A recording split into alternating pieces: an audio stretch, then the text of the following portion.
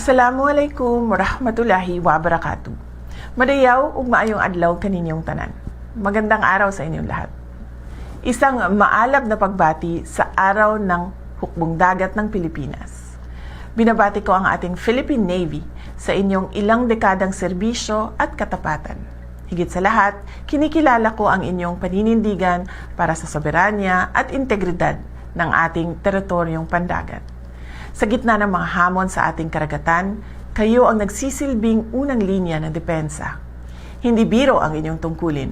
Ang protektahan ang ating teritoryo ay pagtitiyak sa kinabukasan ng susunod na henerasyon ng mga Pilipino.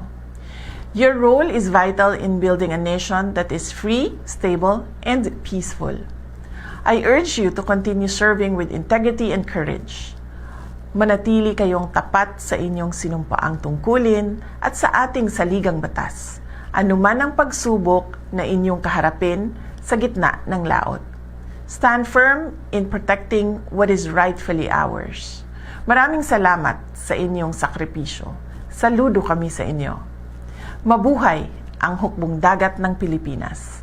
Mahalin natin ang Pilipinas para sa Diyos sa bayan at sa bawat pamilyang Pilipino. Syukran.